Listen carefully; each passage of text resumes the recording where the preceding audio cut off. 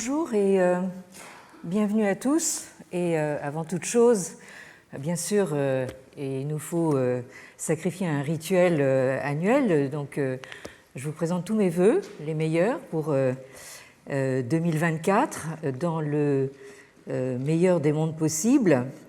Même si le monde qui est le nôtre n'a décidément pas l'air de vouloir prendre le chemin de la paix et de l'harmonie entre les peuples, on aurait même plutôt l'impression d'un empressement à se jeter dans la mêlée de tous les côtés, ce qui fait craindre quelque peu que tous les foyers de violence allumés un peu partout finissent par se rejoindre dans un embrasement général. Alors ça, c'est mon côté pessimiste qui parle. Alors évidemment, espérons que ça ne se produira pas, mais en tout cas, c'est sans doute pour cette raison que notre nouvelle année à nous commence sous le signe de la violence politique, avec la sortie en librairie de cet ouvrage collectif que je vous signalais il y a quelques semaines, avant les fêtes, et qui nous fournit malgré tout, malgré son titre peu festif, vous me le concéderez, il nous fournit l'occasion de fêter quelque chose ensemble, c'est-à-dire sa sortie. Et donc vous êtes toutes et tous invités jeudi prochain, 18 janvier, à partir de 18h30, à la présentation du livre par les directeurs, c'est-à-dire Henri Laurence et moi-même. Henri Laurence, que vous connaissez sans doute comme le professeur ici au Collège de France d'histoire moderne du Moyen-Orient. Et certains auteurs du volume seront présents aussi, on l'espère. Donc cette présentation se tiendra dans les locaux des éditions Hémisphère, qui sont situés aux 3 quais de la Tournelle. C'est un emplacement absolument idéal, en bord de Seine, entre Notre-Dame et l'Institut du monde arabe. Donc, je répète, vous êtes tous et toutes les bienvenus. Alors, je compte bien que vous ne viendrez pas tous parce qu'on ne tiendra pas tous à l'intérieur. Bon, et s'il fait froid comme aujourd'hui, ça va être un peu pénible de rester dehors. Alors, de violence politique, il en a été question depuis le début de ce cours en novembre dernier, quand nous avons entrepris d'aborder la façon dont le fameux verdict de Montesquieu sur le caractère despotique de la Chine a été accueilli en Chine même, en commençant, comme c'est notre méthode habituelle, par l'actualité la plus contemporaine, pour remonter ensuite, de manière généalogique, dans le passé et la longue durée. Nous avons ainsi pris pour point de départ le point de vue d'un universitaire chinois bien en vue, tellement en vue qu'il a été nommé à l'Académie pontificale, bien qu'étant un marxiste convaincu, n'est-ce pas ? Il s'agit donc du professeur Bai Tongdong de l'université Fudan de Shanghai, qui, soit dit en passant, a été dans la mouvance de ce qu'on a pu appeler les Straussiens chinois, à la suite de Kan Yang et de Liu Xiaofeng, dont nous avons pas mal parlé il y a peu de temps. Et donc ce professeur Bai Tongdong conteste, bille en tête, donc le verdict de Montesquieu. Il s'est lancé ces dernières années dans une série de publications et de conférences aux États-Unis, les États-Unis qu'il connaît bien pour y avoir obtenu son doctorat de PhD et enseigné pendant plusieurs années, donc aux États-Unis, en Europe, mais aussi chose plus étonnante, tout dernièrement, c'est-à-dire en septembre 2023, en Inde. Alors, je suis assez bien placée pour savoir que c'est un fait plutôt rare pour un universitaire chinois de Chine populaire d'être reçu en Inde. Il y a un véritable non-dialogue entre ces deux grandes puissances asiatiques que je déplore en toute occasion. Et j'essaye d'y remédier justement en faisant le voyage en Inde tous les ans. Mais ici, j'ai été assez étonnée de voir que le professeur Bai Tongdong était aussi reçu. Donc, vous le voyez ici sur la fiche de sa conférence qu'il a présentée à l'ICS, c'est-à-dire l'Institute of Chinese Studies de Delhi. Alors, dans ces publications et ces conférences concernant justement le point de vue de Montesquieu, Bai Tongdong fournit le résumé suivant. Il dit la raison pour laquelle la théorie d'une Chine traditionnelle despotique est si répandue est sans doute que l'Occident a eu avant tout une approche de type orientaliste, c'est-à-dire en fait en rejetant la Chine dans une altérité radicale, à laquelle s'est ajoutée une grande ignorance de la Chine. En général, ça va ensemble, l'attitude orientaliste, c'est-à-dire cette façon de dire la Chine est autre, va souvent de pair avec une certaine ignorance de la réalité chinoise. Alors, en passant ensuite par l'intermédiaire du Japon, cette théorie s'est imposée aux intellectuels chinois modernes eux-mêmes, qui étaient alors en quête de salut national. Ceci n'explique toutefois pas que ce soit dans une Europe animée de sentiments favorables vis-à-vis de la Chine que Montesquieu a sorti sa théorie sur le despotisme de la Chine. Ici, donc, Bai Tongdong souligne le paradoxe qu'il y a chez Montesquieu de qualifier la Chine de despotique dans un contexte, milieu du XVIIIe siècle, où règne plutôt une sorte de sinomania, c'est-à-dire où les missionnaires jésuites en particulier, en fait, ont véhiculé en Europe une vision plutôt idéalisée donc de la Chine. En conséquence, si on veut réfuter la théorie d'une Chine traditionnelle despotique, il faut commencer par une analyse critique de celle de Montesquieu qui en est à l'origine. En réalité, la théorie du despotisme chinois est une mauvaise compréhension du système politique chinois traditionnel, mais ironiquement, ce sont précisément les errances induites à l'ère moderne par cette mauvaise compréhension qui ont mis la Chine sur la voie du despotisme après l'effondrement du système politique traditionnel, corroborant ainsi, ironiquement, la théorie de Montesquieu.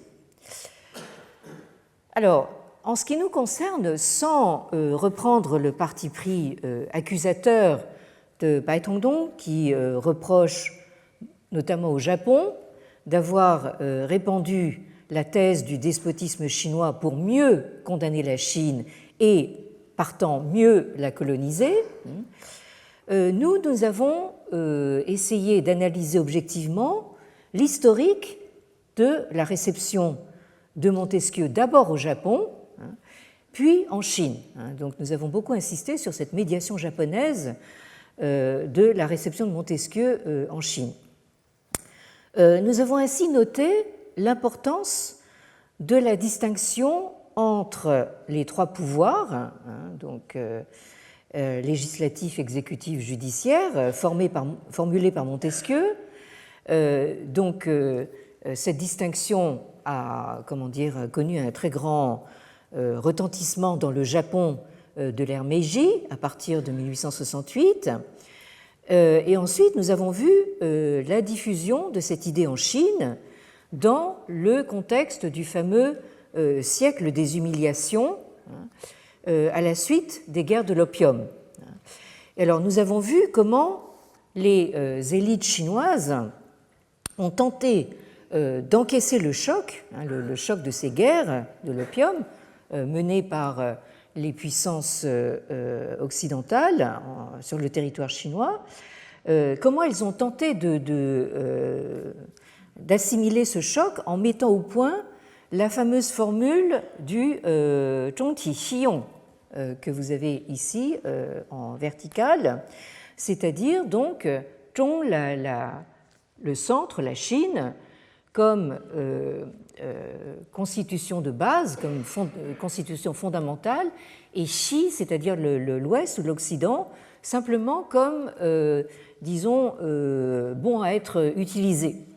C'est-à-dire que l'idée, c'est, certes, les Occidentaux ont montré leur suprématie sur le plan technologique, en arrivant chez nous avec leurs canonnières, etc. Bon, mais ça ne nous empêche pas, nous, Chinois, en fait, de rester chinois et de maintenir donc nos traditions, notamment politiques.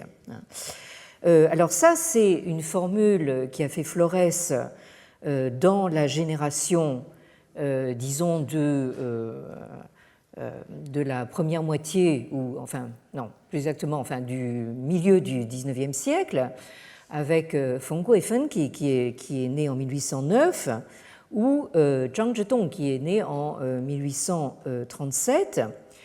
Mais, comme nous l'avons vu, cette formule est déjà jugée insuffisante et inopérante par la génération suivante, à savoir celle de Yan Fu, né en 1854, et de Liang Qichao, né en 1873. Nous avons lu en particulier la dernière fois la diatribe de Yan Fu, justement, contre cette formule, où il dit que c'est une formule qui peut être absolument délétère, justement, pour l'avenir de la Chine. Se faire illusion sur justement cette possibilité de garder une partie des traditions chinoises, c'est tout à fait nocif. Alors, nous avons également vu la dernière fois comment Liang Qichao et Yan Fu ont tous les deux été les premiers passeurs et des passeurs de premier ordre des idées de Montesquieu en Chine, mais en fait, chacun de manière et dans un esprit assez différent. Vous aurez remarqué que donc Yan Fu est plus âgé que Liang Qichao de 20 ans, ils ont quand même 20 ans d'écart.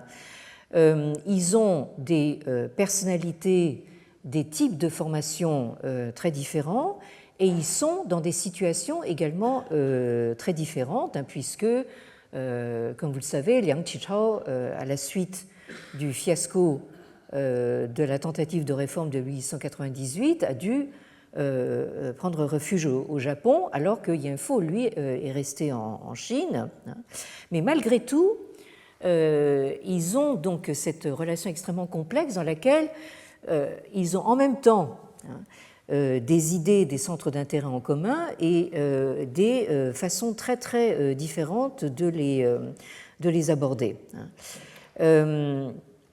Alors, Liang Qichao, après justement s'être exilé au Japon, lui compile ce qu'il arrive à trouver sur Montesquieu en traduction japonaise, alors que Yan Fu, lui, qui a été formé en anglais, traduit intégralement de l'esprit des lois à partir de l'anglais. Donc là, vous avez déjà en fait deux approches assez différentes.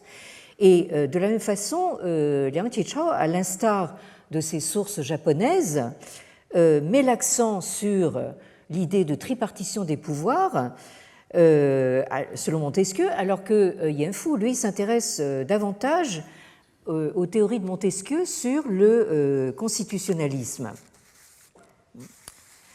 Et l'autre différence aussi, c'est que Liang Qichao fait passer ses idées dans des articles de journaux qu'il a créés au Japon, alors que Yan Fu, lui, se consacre à des traductions d'œuvres intégrales, principalement d'auteurs anglais, qu'il lit, comme je viens de le dire, en version originale.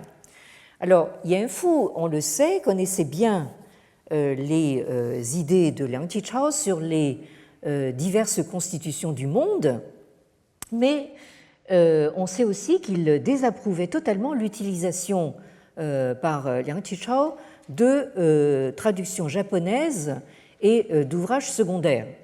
Il est très net que Yan Fu avait une dent contre le Japon. Je pense qu'il avait déjà pressenti que le Japon allait être le principal agresseur sur la Chine au début du XXe siècle. Et donc il est très anti-Japon, alors que Liang Qichao, bien évidemment, étant réfugié au Japon, est plutôt pro-japonais. Alors, dans une lettre au directeur du journal diplomatique, que nous avons déjà cité, mais nous n'avons pas cité ce passage-là, Yan Fu critique l'ensemble du programme des nouvelles politiques, les fameuses Xinzheng de la cour mandchoue des Qing, qui, en fait, dans les toutes premières années 1900, après l'échec du mouvement de réforme de 1898, finit par se dire qu'il faudrait peut-être envisager de changer quelque chose. Et donc, la cour des Qing commence à essayer d'imiter les institutions politiques et les idées de ce que Yan Fu appelle l'érudition orientale. Et ce qu'il veut dire par là, c'est l'érudition japonaise. Alors, encore une fois, j'en profite pour rappeler que quand on arrive avec ses gros sabots en parlant de contraste ou d'opposition Orient-Occident, il faut toujours préciser ce qu'on entend par là, parce que, en fait, pour les Japonais, l'Occident, c'est la Chine, et pour les Chinois, l'Occident, c'est l'Inde. Voyez, enfin, donc, et donc, quand de Chine, on parle de l'Orient, on parle du Japon. Et en fait, le Japon, à partir du XXe siècle, devient en réalité une puissance occidentale. Bien, j'espère que vous vous y retrouvez. Bon. Alors, donc, dans sa correspondance privée, Yan Fu écrit même qu'il éprouve une espèce d'aversion, et même il dit un dégoût, quand il lit les journaux édités par Liang Qichao, parce que pour lui, Liang Qichao discute toujours des questions théoriques et pratiques concernant l'art de gouverner de manière superficielle. Alors, je vous montre ici donc un de ces textes de Liang Qichao qui porte ici sur Ge Guo Xianfa Yi Tong Lun. Donc c'est un texte qui porte sur les différences entre les constitutions des différents pays, qu'il écrit peu après son exil au Japon, donc en 1899, et où il essaye, le pauvre, de se dépatouiller justement dans toute cette terminologie nouvelle, avec d'anciennes traductions qu'il reprend, mais en fait avec de nouvelles traductions qu'il propose. Alors, c'est peut-être ça qui irrite Yan Fu. Yan Fu, qui est un esprit extrêmement rigoureux et qui n'aime pas qu'on soit dans l'approximation. Alors, que dit ce texte? Xianfa zhe, Yinyu cheng wei constitution,其意盖谓可为国家一切法律根本之大典也. Donc, ce qu'on appelle en chinois donc xianfa, c'est le mot anglais constitution, donc constitution, et dont le sens peut signifier donc toutes les lois fondamentales, toutes les grandes lois fondamentales de l'État. 故构凡属国家之大典，无论其为专制政体，就义为君主之国，为立宪政体，就义为君民共主之国，为共和政体，就义为民主之国，斯皆可称为宪法。Donc, ainsi que ce soit dans un régime despotique, je vous ai mis l'expression donc en soulignant en rouge, ou dans l'ancienne traduction. Alors, je pense qu'ici, Liang Qichao fait allusion donc à la traduction japonaise. Dans l'ancienne traduction, un État dirigé par un monarque, un junju zhiguo, que ce soit un régime constitutionnel ou, dans l'ancienne traduction, un État co-dirigé par un monarque et le peuple, ou que ce soit un régime républicain, dans l'ancienne traduction, un État dirigé par le peuple, Minzhu Zhiguo. Tout cela semble, dans tous ces cas, il semble possible de parler de régime constitutionnel. Alors, 政体之种类，昔人虽分为多种，然按之今日之各国，实不外君主国与共和国之二大类而已。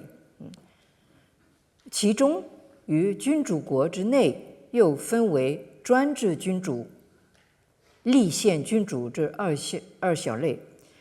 Donc, même si par le passé on avait l'habitude de distinguer de multiples formes de gouvernement, si l'on prend les divers pays qui existent aujourd'hui, on n'y distingue pas plus de deux types, à savoir d'un côté donc les monarchies, Junjuguo, et les républiques, Gongheguo.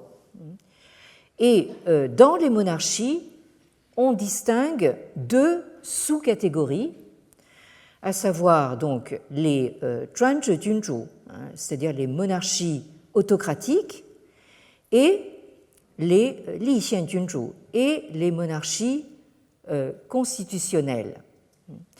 Alors, ce mot Zhuanzhi que j'ai souligné en rouge pour traduire l'idée de despotisme, Liang Qichao le tient donc de la traduction, de la première traduction japonaise, enfin c'est un essai de traduction plus exactement, en japonais, de l'esprit des lois, faite par Ga Noriyuki, dont vous voyez, vous voyez les kanji, et si vous lisez les kanji, vous vous apercevez qu'il s'agit en fait d'un nom chinois, un Relizhi. Mais Relizhi, c'est en fait un chinois qui vivait au Japon et donc qui est complètement en fait acculturé. Et donc Ga Noriyuki, c'est lui qui a proposé cette traduction de la notion de despotisme ou d'autocratie par sensei en japonais ou zhuanzhi en chinois, dans cette traduction de l'esprit des lois qui donne en fait en traduction japonaise donc l'essence, la quintessence des 10 000 lois. Alors, ce qu'on comprend d'après le texte de Liang Qichao que nous venons de lire, c'est que, comme nous allons le voir, il retient l'étiquette de Zhuanzhi Junzhu, c'est-à-dire de monarchie autocratique, pour décrire le régime chinois traditionnel. Alors, en effet, En 1903, Liang Qichao entreprend donc de partir, de quitter la Chine pour une tournée de par le monde qui le fait passer par Singapour, les Philippines, l'Australie, le Canada et surtout les États-Unis. Alors aux États-Unis, Liang Qichao sillonne véritablement le pays. Il a même l'occasion d'aller serrer la pince et de parler au président Roosevelt et à des gens importants comme J.P. Morgan. Chose importante, il rend visite aussi aux Chinatowns, c'est-à-dire donc ces quartiers chinois de San Francisco et de New York. Alors vous avez ici une photo qui date de l'époque où Liang Qichao l'a vu, du Chinatown de San Francisco. Donc là, vous voyez en fait un mélange assez intéressant, un mélange vestimentaire. Nous avons beaucoup parlé justement du mélange linguistique, mais ça se traduit aussi sur le plan vestimentaire. Vous avez ces Chinois qui portent encore des chaussures en tissu à la chinoise, mais ils ont par-dessus quelque chose qui ressemble à un vêtement occidental et surtout un chapeau de type occidental. Donc voilà ce que vous auriez vu au Chinatown de San Francisco si vous y aviez été dans les années 1900.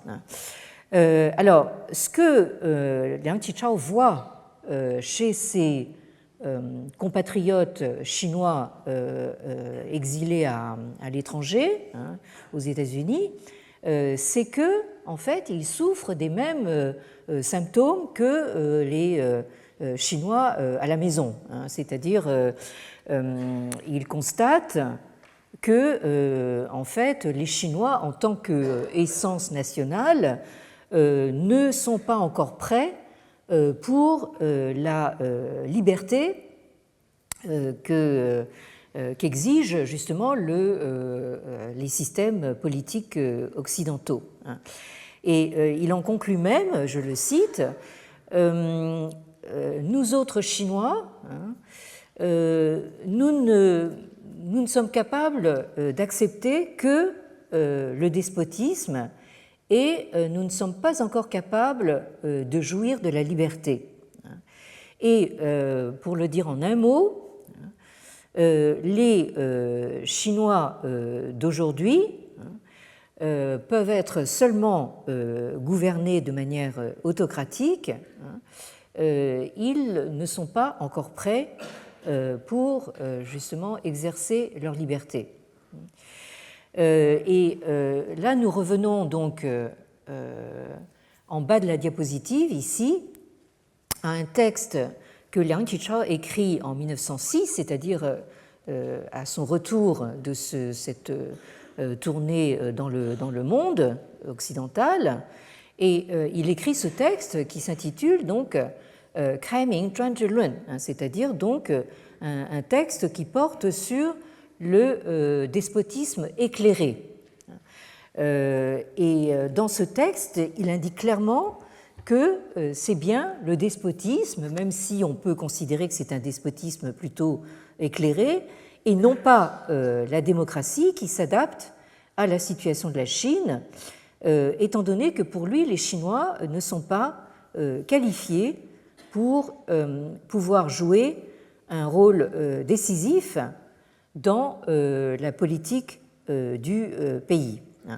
Donc, ce qui nous intéresse ici, au premier chef, c'est que, bon, dans l'esprit de Liang Qichao, le despotisme n'est pas exactement perçu de manière totalement négative, et c'est pour lui, effectivement, là il est d'accord avec Montesquieu, que c'est le régime qui s'applique à la Chine. Alors, en contraste avec ça, nous avons d'autre part ce que fait Yan Fu, qui lui est en Chine. Hein. Il ne se promène pas partout, il s'est promené en Angleterre quand il était jeune, mais en fait, il se plonge ensuite dans un travail de traduction acharné en restant chez lui. Hein. Alors, étant d'un tempérament extrêmement réfléchi et, comme je l'ai dit tout à l'heure, rigoureux, hein, Yan Fu refuse de s'engager dans des débats sur des idées qu'il ne comprend pas parfaitement, hein, et il préfère revenir donc aux sources originales, hein, en les traduisant intégralement. Hein. Donc il se constitue un fonds de sources européennes essentiellement en anglais, hein, pour se définir donc un nouveau vocabulaire, un nouveau langage et, partant, de nouvelles idées. D'une certaine façon, ce qu'on pourrait dire, c'est que Yan Fu reproche à Liang Qichao de mettre la charrue avant les bœufs, c'est-à-dire en fait de se lancer dans des débats d'idées alors que la terminologie n'est même pas tout à fait fixée. Alors, c'est dans cet esprit que, comme nous l'avons vu, Yan Fu se lance dans ce travail absolument monumental de traduction. Je vous rappelle hein, la liste qui n'est pas des moindres. D'abord le Evolution and Ethics de Thomas Huxley, The Wealth of Nations de Adam Smith, The Study of Sociology de Herbert Spencer, On Liberty de John Stuart Mill, History of Politics de Edward Jenks, De l'Esprit des lois de Montesquieu, A System of Logic, toujours de John Stuart Mill, et Primer of Logic de William Jevons. Alors, vous voyez que, on l'a déjà constaté, que au milieu de toute cette belle compagnie anglaise, l'unique auteur français, hein, bien de chez nous, c'est donc Montesquieu.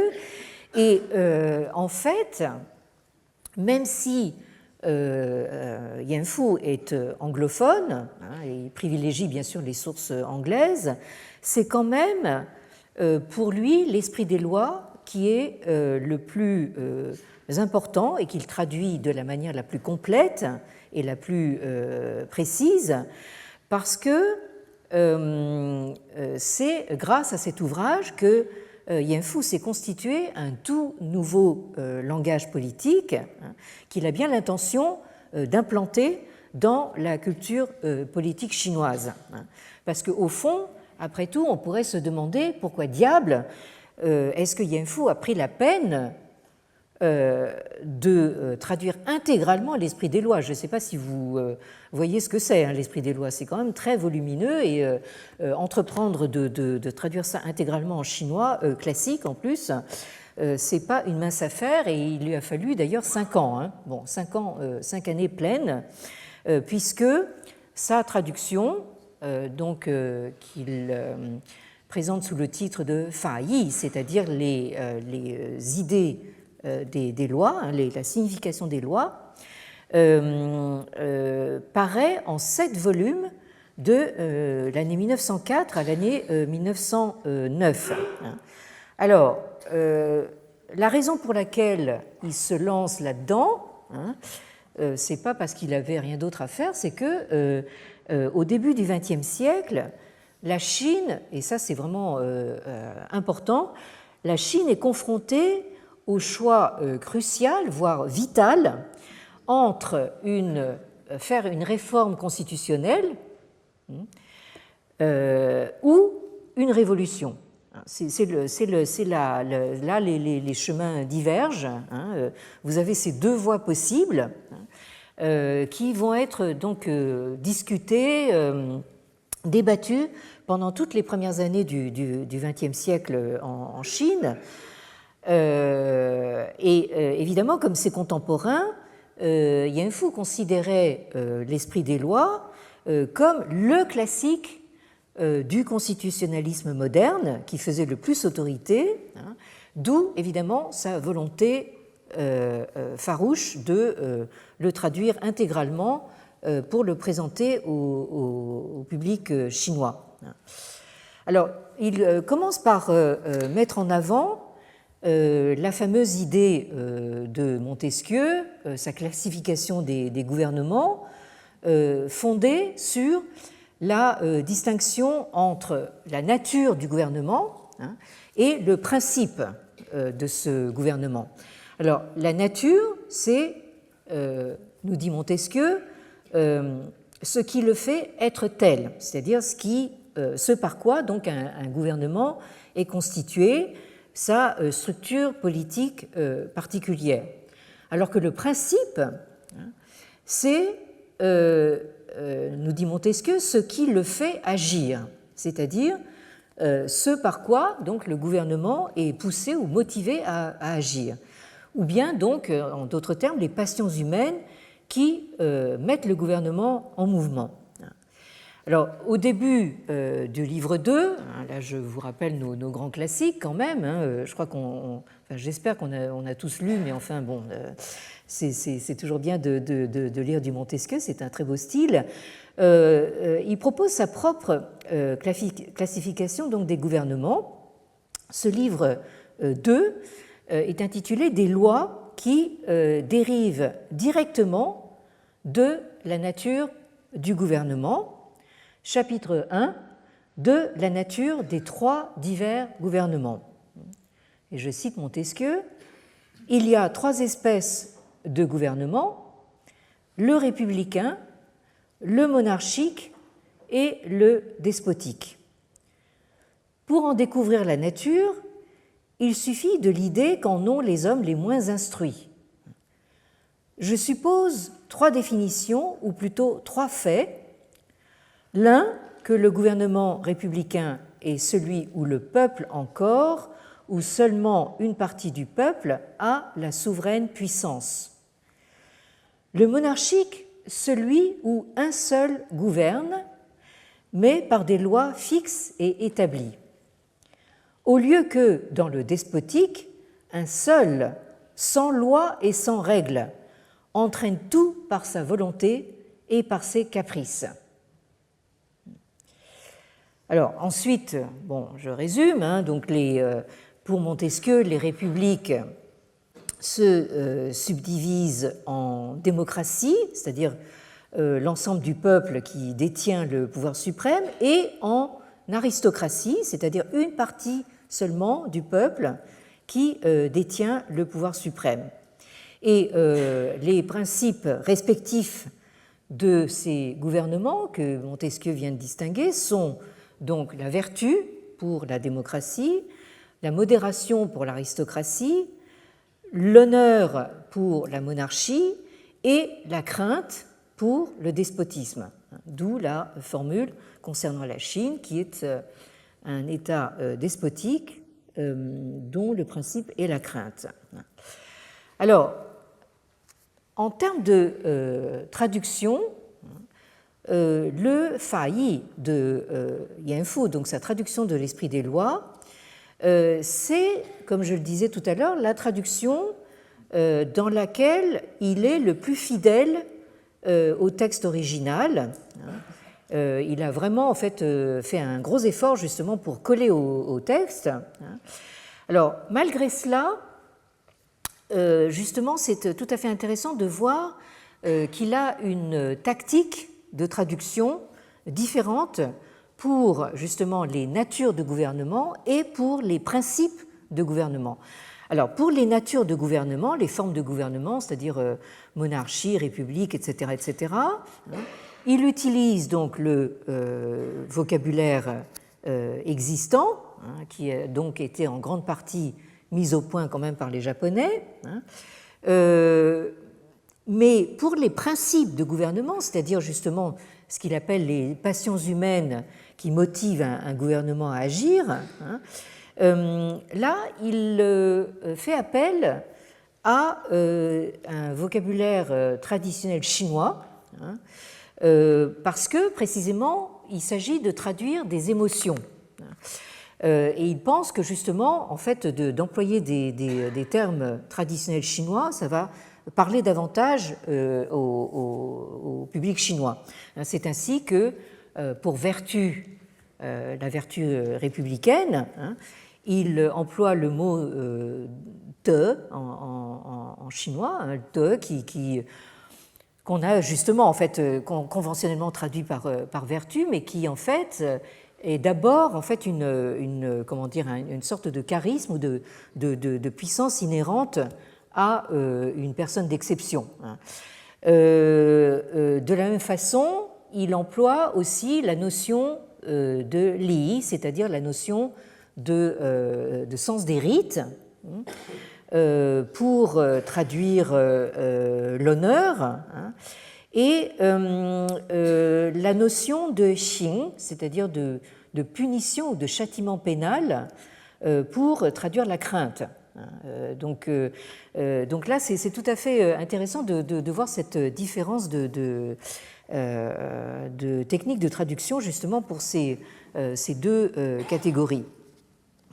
Alors, au final, la traduction de Yan Fu a fourni une base assez solide pour comprendre le constitutionnalisme occidental, parce que l'ensemble des institutions, des lois et des mœurs ont été présentés dans justement une totalité théorique. Ça, c'était justement l'avantage de traduire l'esprit des lois intégralement.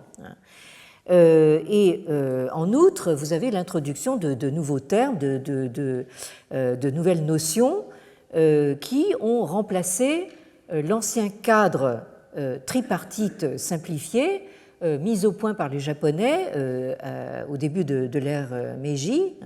Et c'est ainsi que, d'une certaine façon, Yan Fu a fourni une sorte de boîte à outils conceptuelle et terminologique justement pour l'établissement, l'instauration d'une constitution dans le régime politique chinois.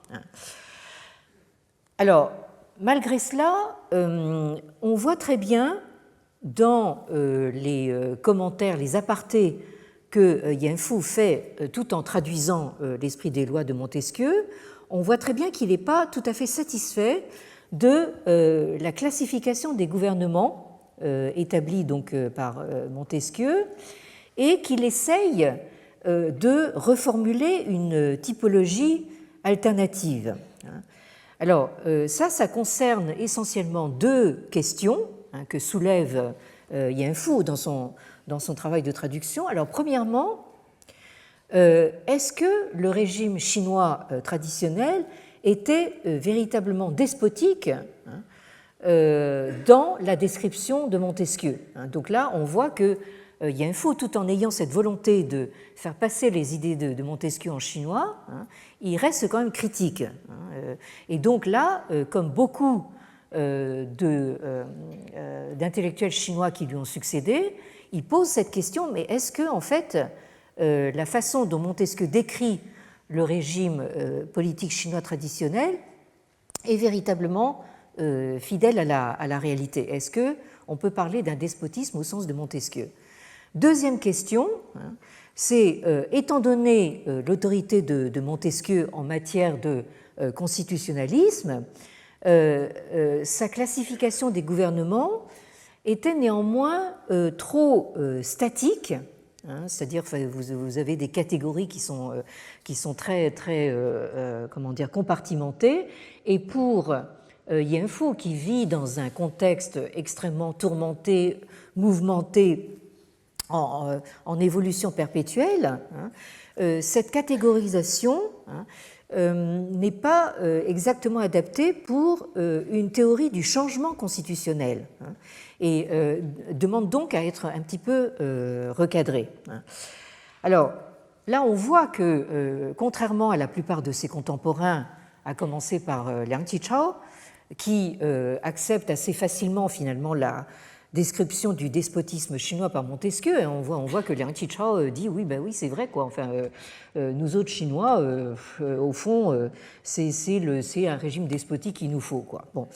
Yan Fu, lui, se montre beaucoup plus sceptique quant à la validité donc, de cette description du despotisme par Montesquieu au cas du régime chinois. Alors, l'idée même du despotisme, c'est-à-dire dépourvu de tout élément d'État, de droit et de corps intermédiaire de gouvernement, semblait absolument insoutenable à Yen Fu dans sa logique de base. Quand Montesquieu nous décrit donc le despotisme comme la loi d'un seul, sans autre loi et sans règles, la loi d'un seul qui gouverne tout par sa volonté et par ses caprices, là c'est quelque chose qui paraît totalement exagéré à Yen Fu et qui donc justement conteste cette idée, parce qu'il pose la question: comment est-ce qu'un régime absolument despotique et corrompu a pu perdurer pendant des millénaires en tant qu'ordre politique. Certes, Yen Fu reconnaît que Montesquieu décrit la Chine comme il la connaissait, mais d'un autre côté, il montre que l'histoire politique chinoise a largement démontré que le régime le plus proche dans la catégorisation de Montesquieu, au fond, c'est la monarchie. Et ça n'est que dans les périodes de corruption, qui étaient souvent des moments de changement dynastique, que les empereurs se sont montrés despotiques au sens de Montesquieu. Autrement dit, donc, la Chine despotique de Montesquieu, au maximum, en fait, ça n'était vrai qu'à certaines périodes, et certainement pas dans les principes du régime, puisque, en fait, la philosophie politique chinoise a bien développé la distinction entre des moments où règne la voie, Yo Tao, il y a la voie morale et politique règne, et les moments où justement cette voie est perdue, ou Tao, c'est-à-dire où les empereurs perdent justement le sens de la voie, VOIE, et perdent justement cette éthique confucéenne.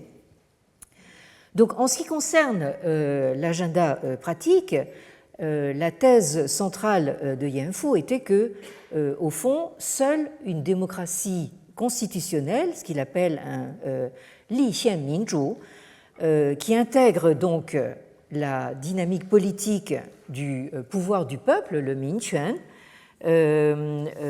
seul donc ce régime-là pouvait établir un nouvel État chinois pour surmonter donc et conjurer donc la fatalité des cycles dynastiques. On a vu combien Yen Fu s'opposait donc à son aîné Zhang Zhidong, qui n'arrête pas de brandir cette fameuse formule de Zhongti Xiyong en disant oui, restons chinois, etc. Là, en fait, Yen Fu reconnaît qu'il faut changer les choses de fond en comble, mais lui, en fait, ne va pas vers la solution de la révolution, il va vers justement cette solution d'une constitution, d'une démocratie constitutionnelle. Et alors, ce faisant, Yen Fu prend une position qui est très distincte dans l'opinion publique générale de la fin de la dynastie mandchoue des Qing, qui, évidemment, dans les premières années du XXe siècle, on ne savait pas encore que cette dynastie allait s'effondrer et que tout le régime impérial allait s'effondrer. Ça ne se passe qu'en 1911. Mais le gouvernement mandchou et la plupart des réformateurs, comme Liang Qichao, étaient favorables à une monarchie constitutionnelle de type germano-japonais, c'est-à-dire dotée de puissantes prérogatives royales. Et à l'autre extrémité du spectre, vous avez donc les révolutionnaires comme Sun Yat-sen, qui va finir par l'emporter et établir la première république en 1912. Donc les révolutionnaires, au contraire, prônent un républicanisme démocratique. Et Yen Fu, dans tout ça, semble être le seul à promouvoir une position politique médiane, celle donc d'une démocratie constitutionnelle.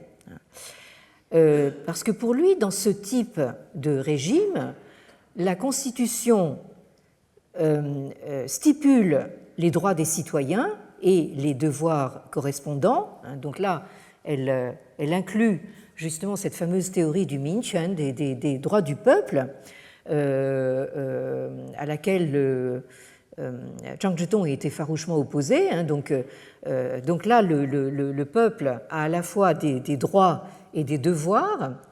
Alors, le problème que je signale en passant, je dis en passant parce que ce n'est pas notre question principale ici, mais c'est que, en fait, la notion de droit et de devoir du peuple sont traduits en chinois par le même mot, tuan. D'où, évidemment, là aussi, une ambiguïté qu'il va falloir résoudre. Et alors, selon cette théorie, le peuple devient alors souverain et peut superviser donc les politiques administratives et fiscales. Et donc, grâce à cet arrangement institutionnel, les citoyens exercent leurs droits et leurs libertés politiques, ce qui conduit à l'amour patriotique, l'amour de la patrie, propre à un État libre, et ça conduit donc à ce que les citoyens fassent de l'État leur bien propre. Parce que selon Yen Fu, le patriotisme et la solidarité civique qui en résulte dans tout État constitutionnel, lequel est supérieur donc à la monarchie à cet égard parce que le patriotisme faisait justement totalement défaut dans l'État chinois traditionnel. Donc il y a pour Yen Fu justement cette espèce de plus qu'apporte la démocratie constitutionnelle, c'est-à-dire justement l'esprit patriotique, l'amour de la patrie. Et donc, pour lui, en fait, cette combinaison de démocratie constitutionnelle et d'amour de la patrie, qui correspondrait donc à la vertu républicaine de Montesquieu, ça correspond tout à fait à ce que Yen Fu appelle de ses voeux. Alors, il résume la chose en disant, donc, je le cite, dans un gouvernement monarchique, l'autorité de l'État émane d'un seul et est diffusée parmi le plus grand nombre, tandis que dans une démocratie, elle émane du plus grand nombre et converge vers l'unique. Donc, il montre que, en fait, monarchie et démocratie, en fait, sont des mouvements inverses, en quelque sorte. Et donc, il voudrait justement que la Chine passe justement de la monarchie à la démocratie, donc qu'elle inverse le mouvement. Alors, en 1905, donc comme je l'ai dit tout à l'heure, la cour mandchoue commence à s'aviser qu'il serait temps d'envisager de changer quelque chose, après avoir réprimé dans le sang la tentative de réforme de 1898. Alors la cause immédiate est tout à fait évidente, c'est la victoire japonaise dans la guerre russo-japonaise de 1905. Et cette victoire est saluée par les élites chinoises comme, je cite, une victoire du constitutionnalisme japonais sur l'autocratie russe. Donc là, c'est un argument de plus pour justement instaurer la constitution dans le régime chinois. Alors, à la suite justement de cette décision de la cour mandchoue, alors imaginez une Chine en pleine ébullition politique et intellectuelle. Donc vous avez les gens qui veulent la révolution, les gens qui veulent la constitution, les gens qui veulent une constitution comme ci, comme ça, etc. Bon, Yen Fu est invité à donner une série de 8 conférences publiques sur la politique, par l'Association de la jeunesse de Shanghai au cours de cette même année 1905. Alors, vous voyez que Yan Fu, en 1905, devient en fait une sorte d'intellectuel public, au sens propre du terme, à tel point que justement la jeune génération veut l'entendre justement sur cette question des différentes formes de gouvernement. Et ces conférences sont largement diffusées parmi les intellectuels chinois. Des comptes rendus sont publiés dans 4 journaux et magazines différents. Et le texte de ces conférences sur la politique, Zheng Zhe Jiangyi, est publié par la très prestigieuse presse, enfin, commercial press, la Shanghou Yinshouguan de Shanghai, et le tirage est réimprimé dans les 2 mois qui suivent. Autant dire que c'est un best-seller. Bon. Alors, ce qui est intéressant, c'est que grâce aux recherches très méticuleuses d'un chercheur, on s'est aperçu que Yan Fu a plagié les idées d'un politologue anglais, sans le dire. Bon, alors évidemment, les gens qui défendent Yan Fu disent mais non, c'est pas un plagiat, il s'est juste inspiré, enfin, des idées, mais enfin bon, disons que quand même, il aurait quand même pu citer ses sources. Alors, il s'agit de ce monsieur qui s'appelle donc John Robert Seeley, qui a vécu entre 1834 et 1895 et qui était donc un Regius Professor of Modern History, donc un professeur d'histoire moderne à l'université de Cambridge en Angleterre. Alors, l'étude justement des idées de ce John Seeley qui réapparaît dans les conférences de Yan Fu de 1905 est étudiée par un politologue taïwanais du nom de Carl K.Y. Shaw. Alors, son nom chinois, je crois que c'est Xiao Gaoyan. Dans un très long article qu'il publie en anglais qui s'intitule Yan Fu, John Seeley and Constitutional Discourses in Modern China, a Study in Comparative Political Thought. Donc, Yan Fu, John Seeley et les discours constitutionnels en Chine moderne, une étude en pensée politique comparée. Et c'est paru donc dans la revue History of Political Thought, l'histoire de la pensée politique, de 2016. Je suis obligée de m'arrêter là.